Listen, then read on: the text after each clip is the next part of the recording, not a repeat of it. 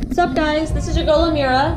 I am at FCC Free Radio in San Francisco with your host Danny Dechi. and his co-host Rebecca Ward. Hello.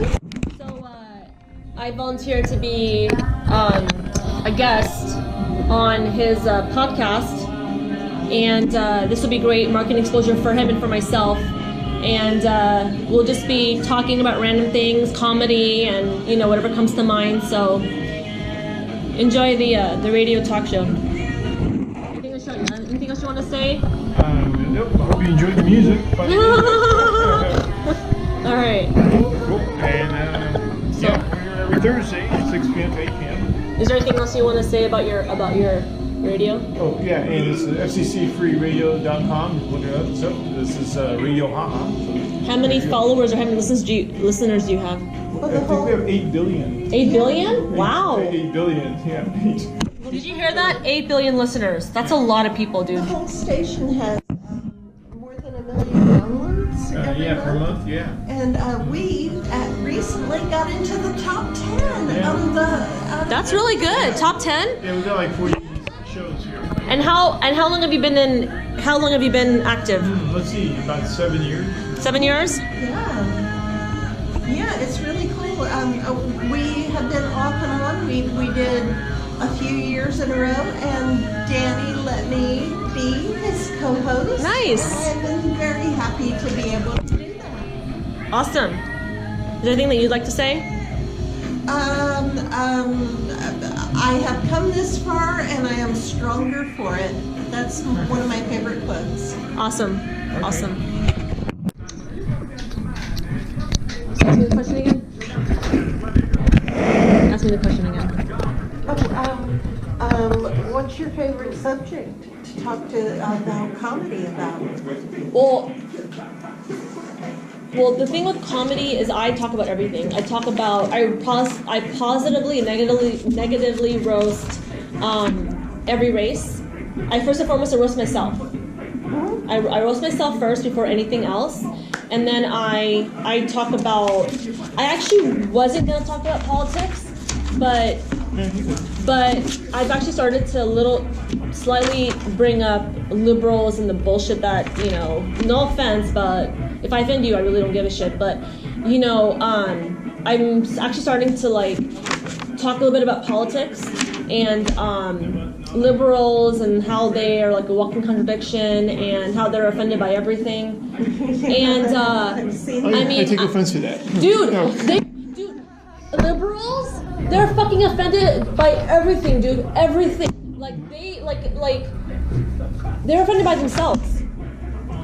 They're offended by them. No, seriously. And I think to myself, the fact that they have such a lack of humor is offensive to me. Their existence is fucking offensive. It's bro, life is a bitch,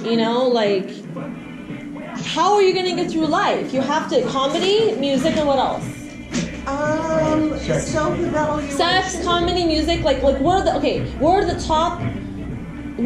top components that as human species that we use in life? Comedy, music, sex, what? Gambling, shopping therapy, addiction, habits.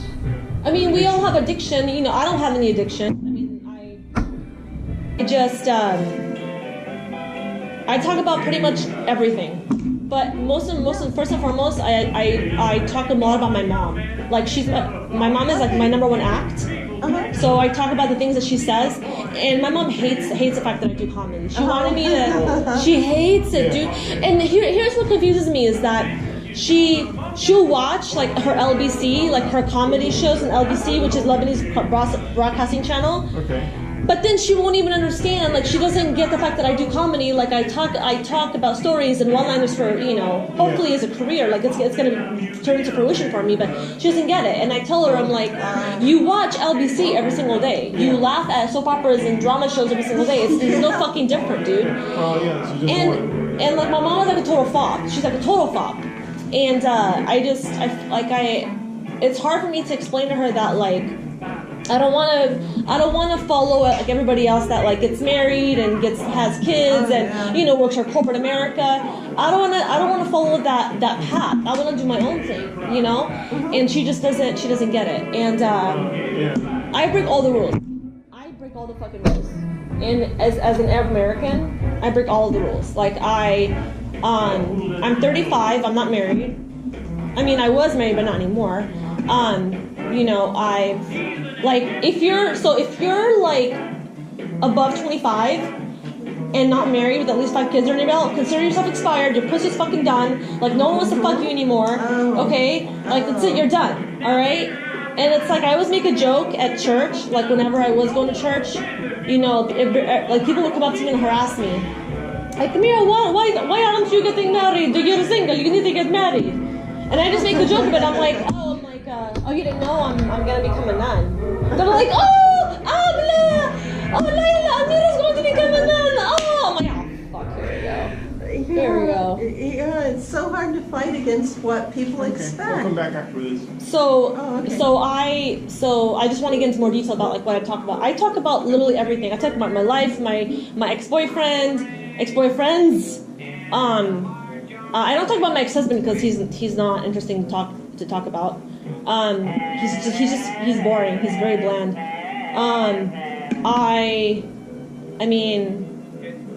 I talk about just everything, things that people can relate to. But I think with me is I'm different than all the other Arab and Persian Americans out there. I talk about like vulgar shit, like the cliche, dick sucking and anal sex and like why I'm not married yet, and like my mom told me one time that she's like, your pussy's going to expire if you don't get married by now. Like I talk about that. I talk about just I'm very raw and open and honest. And I've been criticized for my brutal honesty, and I just tell people, you don't fucking like it, you don't have to watch me, you don't have to listen, you know. And there's people that appeal to the comedy crowd group, and then there's other people that aim at wanting to be on TV. Well, I want to be on TV, and I was told that if I want to be on TV, I have to clean up my act. Oh yeah, I guess if you're going, comedy, I guess so. You have to clean up your act. But what's weird for me, what I found really weird was that Eddie Griffin, all like the famous stars have they're on Comedy Central. They get booked on Comedy Central and like other comedy. Yeah, I guess you could nowadays. It's easier. So. But people, what? Yeah, it's easier, but okay, we'll just, we can talk about it if you want. Oh, okay. Thursday, April 26th. And I'm my co-host, Rebecca Ward. Hello, Danny. Hello, and our guest here, Amira, our guest comedian here today, Amira. So, and today is, so we're here live every Thursday from 6 p.m. to 8 p.m. Pacific time. Yeah, I'll be here at least this week and next week, and I might be taking a break after next week. I'll see what happens. Yes, keep us in touch. Let's see I take a break every so often, but I love to be here. Yes. Hello, Amir. Welcome. Hello, good afternoon. How are you? Hello, how are you? Good afternoon. You're enthusiastic, aren't you, Amir? I'm a natural. That's what I am. I'm a freaking natural. That's what we like here on Radio Hot. I've been doing comedy like solid. It'll be 13 months, May 13th. I've been pretty much making people laugh like my entire life, but I kept getting told like, oh, you're hilarious, because I do like different impersonations and shit. But that's good. Yeah. And either people were like, are you sure you don't want to like? Because I was actually pursuing accounting, and I just graduated from accounting school, believe it or not. And people were like, are you sure you don't want to like pursue a different career because you're so animated, you're so funny? I just speak from the heart, and I just say what other people are thinking, and I get looked at like I'm the crazy one. It's like, motherfucker, you're thinking the same thing. Like I'm just voicing it aloud. So I've I'm actually very, very passionate. I love, love, love getting on stage and talking about pretty much any subject, even one-liners. And stories, one-liners. And I love making people laugh, and I love interacting with the crowd. Oh yeah, I find when I go back on stage, when I haven't been on for a few days, I'm like, now I remember why I love this so much. And it gives me such great love to get on stage and hear people laugh. Oh yeah. At material that I've created. Yeah, people laugh. Yeah, especially at clubs and things like that, especially when there are lots of people. Yes. Do you have any favorite places, Amir, where you want favorite places to perform? Yeah. Well, I just moved back to the Bay. I used to live up here for 7 years. I just moved back, and I honestly don't know how long I'll be here for because I kind of live like a gypsy life. I don't have like a permanent place where I live, and you know, I kind of dig it. You know, I like having a lifestyle where I can go and perform anywhere I want to, and but right now I'm working on. I haven't performed anywhere yet in SF. I performed in LA, and I haven't performed in. I haven't performed in SF yet. I've been doing a lot of open mics, working on new material. I'm working on putting a new reel together. A really good solid reel, because I already have like a vulgar, dirty reel, but I want to put together a clean one, so I can have a mixture of both, you know, to tailor to different bookers and different crowds and shit. I had a terrible thing happen. I recorded myself doing new material that was not funny at all. Really? It was just new material. And I mistakenly sent it out to bookers. No! And I was like, why did I die? No! But that was Are you serious? Oh, dude. That was a long time ago, and I was working a long time ago, and then I sent that out. And it's like, I gotta reinstate myself. Yeah. I mean, you know what? You make mistakes, and you gotta just pretty much like. Did you justify yourself to the booker? Did you say, "Hey, I sent you on the wrong one on accident"? A lot of them knew me from before, and it was such a mistake to send it to people outside of the ones that I knew that would book me, because I was trying to reach out and book myself to other places. It was I gotta go back to the ones that I know will book me, because I gotta go back to the. It happens though. It happens. Yeah, you're funny. You can go in. But anywhere. Thank you. But like, I know I am. I do plan on doing shows in SF. It's just a matter of like, it's a lot of work. It's not easy, but well, there are a lot of open mics in San Francisco. There are. To find other clubs and other stuff, it's hard. Have you tried doing the thing at the Punchline where you have to go every Sunday or all that? Not yet. The thing with here's the thing with me is I'm very hard on myself when it comes to material. If I'm not making you, if I don't get at least a roar, let alone making you cry laughing, if I don't get at least a roar, I'm not going to go and embarrass myself. That's the whole point of doing open mics. You go to open mics, you test your shit out, and if it's good, you keep the ones that the bits that work, regardless of people's personalities and IQ levels, and you put a reel together.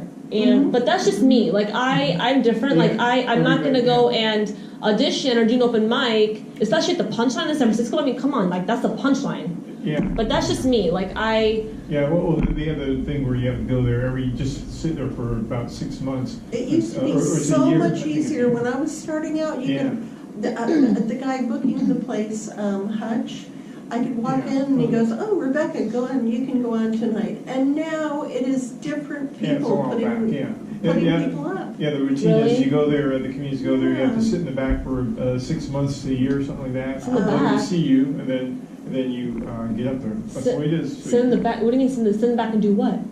Just sit back, watch the show. For 6 months? Go there every Sunday, almost every Sunday, and just to show that you want to be on there, I guess. And Okay, I'll have to call and inquire. Yeah. I'll have to call and get more details on that. Yeah, that's pretty much it. is Yeah. brutal. What do you call it? I went to Tommy T's in Pleasanton. Yeah, nice. And I did an open mic, but I didn't know that it was actually a competition. Oh, sure. And Okay. so there were like 30 comedians. I was one of them. And you had, out of 30 comedians, there were only top 3. Yeah. Okay. And yeah, there were like, I think they choose either top 3 or top 5. So they choose the top 3, and then so it goes from top 3, and then the crowd picks which one is the funniest, and then that person gets to do the showcase. So comedy is brutal, like brutal. Even if you're really funny, if people like you, the audience likes you. Yeah. This doesn't mean it. Yep. Doesn't mean The audience, and here's the thing: what I've learned, because I actually I've done my share of bombing, and just was it on Tuesday. I actually talked about this on my other video on YouTube. On Tuesday, I went to go do an open mic at this Dairy Plow in Berkeley, and I did a bit on a $25,000 ring story, and I talk about inner black girl a lot, and apparently I offended some of the people there. And the host came up to me and she's like, I'd like to talk to you. I'm like, what's up? And she's like, I just want to let you know that when you were here 2 weeks ago, that inner black girl bit that you did offended. Like, she's like, I got a lot of complaints. And I want her to say, I really don't give a shit. But but that was like the first time someone had ever come up to me and told me that they had a lot of complaints.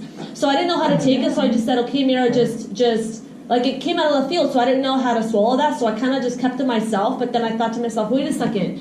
You're a fucking host and you've been doing comedy for 20 years. Like, you should know that.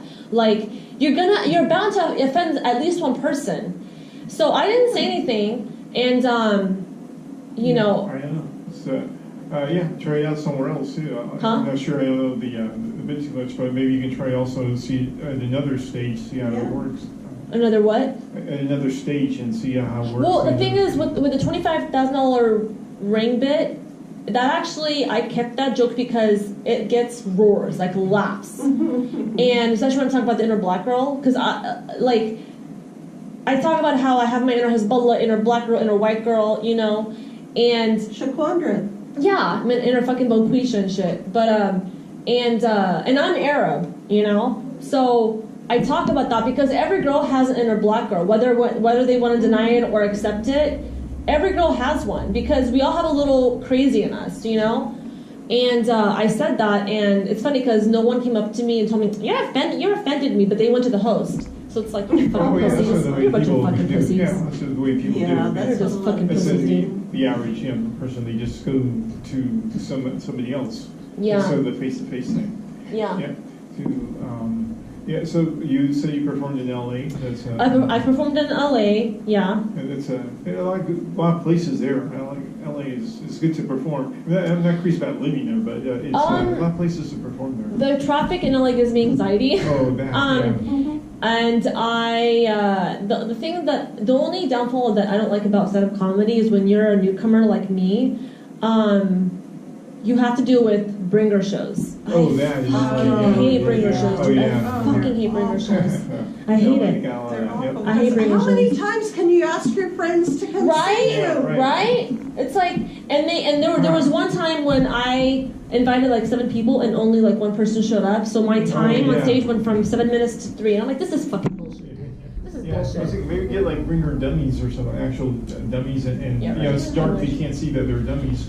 And you just sit them down. Well, you would have to pay for them. But just saw that right now. Why would I care whether other people like my material?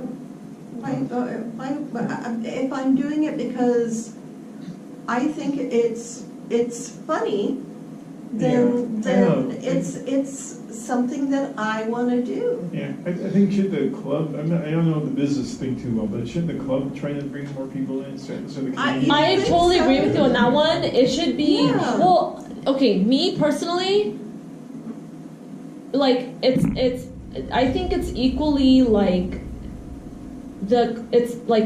70% the club's responsibility. Mhm. And I think the comedians should help as well because they're promoting the show, they're promoting themselves as a comedian, so they should do a little bit of work, just do some work, but I don't think that the club should put all the stress on the comedian because you can't look, dude. You cannot guarantee everyone's presence. Like you just have to be realistic, you know. I mean, like a lot of times you invite, like you said, you invited 7 people, only one showed up. That happens a lot. That happens a lot of times. Yeah, you invite you got all your friends and all that. You get. And it happens a lot. And then you have to do like a 2-drink minimum, and the ticket's like $20 or between $7 and $20 plus a 2-drink minimum plus parking. So you're spending like a good $150. You know, and some people they're broke. Like you have to be realistic. Like who has $150 to just throw down like that? Especially we do the Bizarre Cafe show, and it's not a bringer show, and you don't have to buy a minimum. But at the end of the show, the comedians have to clean up though. No, just kidding.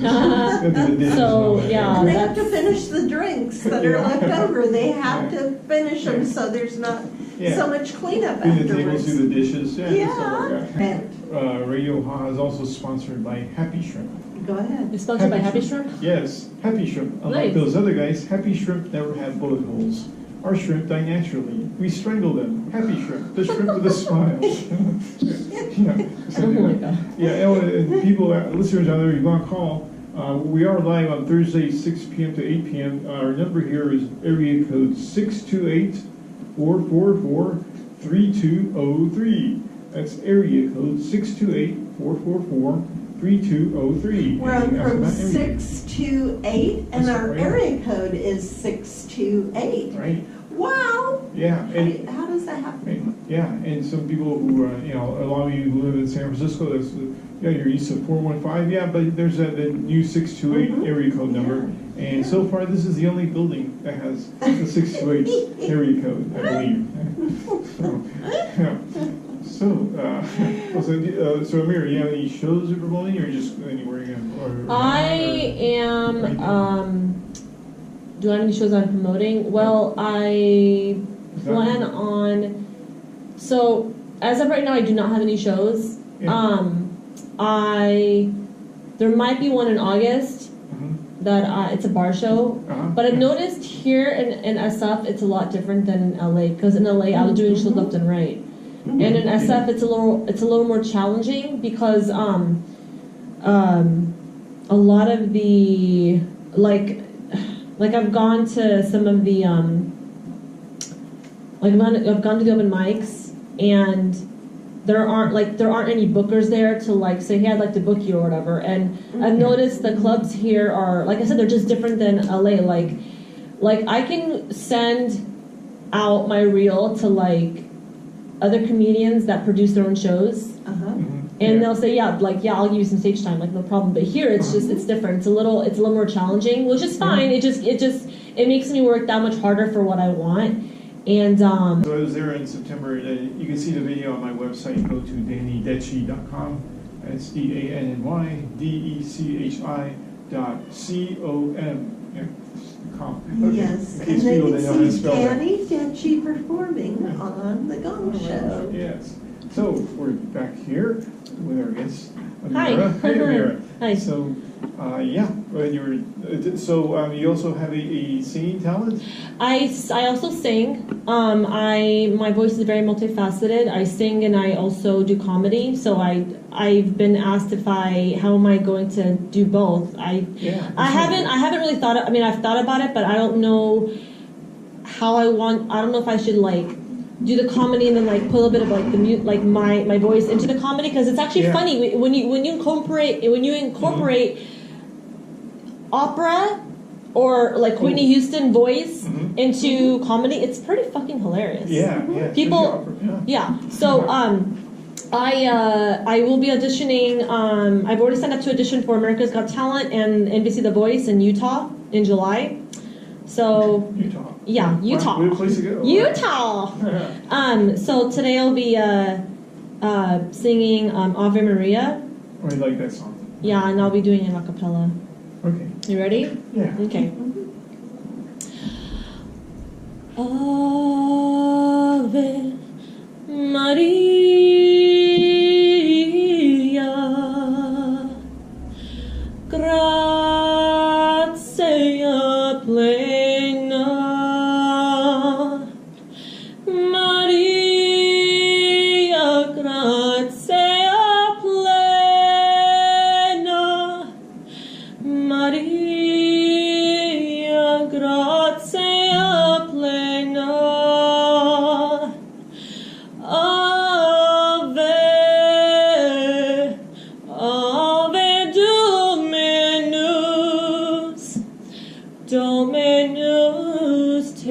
tecum, benedicta tui mulieribus, et benedictus,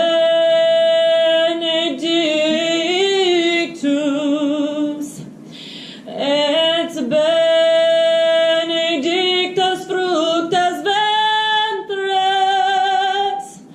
ventris tui, Iesus. Ave Maria,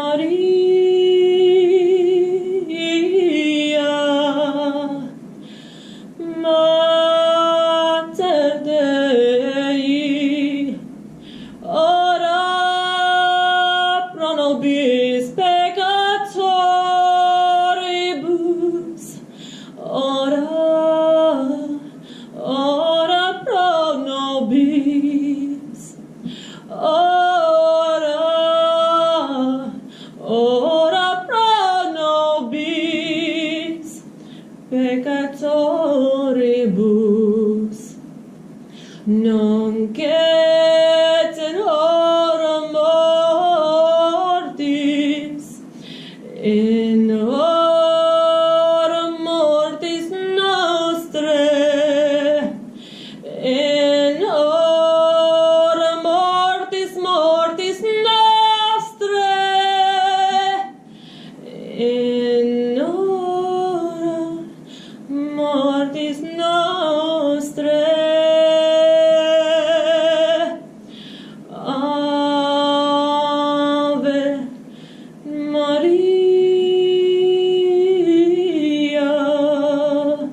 Thank you.